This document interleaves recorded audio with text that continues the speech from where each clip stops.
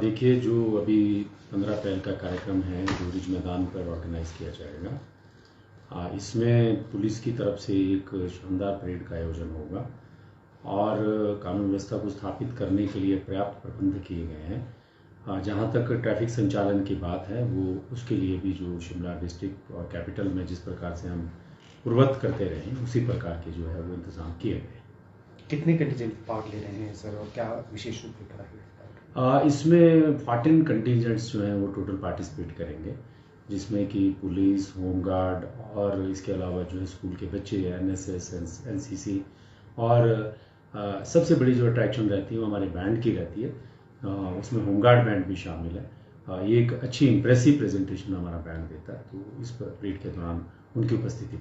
छुट्टियां भी है सर, ऐसे में पर्यटक भी होंगे, स्थानीय लोग भी 15 अप्रैल को देखने के लिए आते हैं, तो ऐसे में ट्रैफिक को लेकर क्या विशेष इंतजाम है? देखिए, अभी वर्तमान में छुट्टियां हैं और अगर आज के दिन की बात करें तो बहुत ज़्यादा ट्रैफिक नहीं है शिमला में, क्योंकि बहुत से लोग शिमला से अपने घरों में बाहर भी चले जाते हैं। पर जैसा कि आपने कहा कि ट्रैफिक को लेकर के हम हर वर्ष जो है जितने भी कार्यक्रम हमारे इम्पॉर्टेंट जो फंक्शंस हैं, we know and we are conscious of the occasion, तो उन सबको लेकर के जो ट्रैफिक के जो प्रबंध जितने जिस प्रकार से रिक्वायर्ड रहेंगे उनको हम जो है सही तरीके से संचालित करेंगे। सर, एक बड़ी समस्या, क्योंकि हर तीसरे दिन आगजनी की घटना जो है वो शिमला और खास साथ के इलाकों में आ रही है, वो घटनाएं कम हो उसके लिए क्या प्रयास किए जा रहे हैं? अगर हो भी जाए तो कम से कम नुकसान हो, मौके पर पुलिस पहुंचे, इसके लिए क्या विशेष इंतजाम? देखिए, जो आगजनी की घटनाएं बहुत दुखद हैं और जैसा कि आपने कहा कि ये बड़ी फ्रिक्वेंटली अभी नोटिस में आ रही हैं।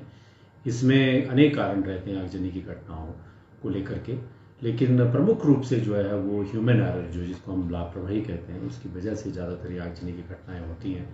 शॉर्ट सर्किट्स भी रिस्पॉन्सिबल रहते हैं और इसके अलावा जो हमने देखा है कि बड़े नेचुरल रीजंस भी रहते हैं कई बार आगजनी की घटनाएं जिस प्रकार से रिपोर्ट होती हैं। तो इस सब चीज़ को, अपनी प्रॉपर्टी को बचाए रखने के लिए ये हर व्यक्ति का कर्तव्य भी है और ज़रूरी भी है, आवश्यक भी है। तो मैं सभी से आग्रह करता हूँ कि आप लापरवाही ना बरतें। ज़्यादातर इंस्टेंसेस में जब इन सब चीज़ों को देखते हैं तो वो ओमिशन है, ड्यू केयर हम नहीं लेते हैं। और दूसरी बात ये है कि आपकी अगर इलेक्ट्रिक जो आपके यहाँ पे जो वायरिंग या इस तरह की जो आप इलेक्ट्रिक अप्लायंसेस को यूज़ करते हैं, हीटर को ऑन छोड़ गए या कोई और इलेक्ट्रिक या आग से जुड़े हुए जिस प्रकार के जो अप्लायंसेस हैं उनको आपने प्रॉपर्ली हैंडल नहीं किया, या आपके एब्सेंस में आप जो है उनको ऑन करके छोड़ के चले जाते हैं, कहीं शॉर्ट सर्किटिंग या जो स्पार्किंग नोटिस करते हैं स्विचेस वगैरह में, तो उस पर तत्काल ध्यान देना चाहिए और ठीक करवाना चाहिए। और अपना जो इलेक्ट्रिसिटी का जो आपका अप्लायंसेस है उनको केयरफुली हैंडल करना चाहिए। इसके अलावा अतिरिक्त मैं एक और चीज़ कहूँगा कि आप जो फायर जो हमारा विभाग है, फायर विभाग है, उसको तत्काल सूचित करें, लेट ना करें।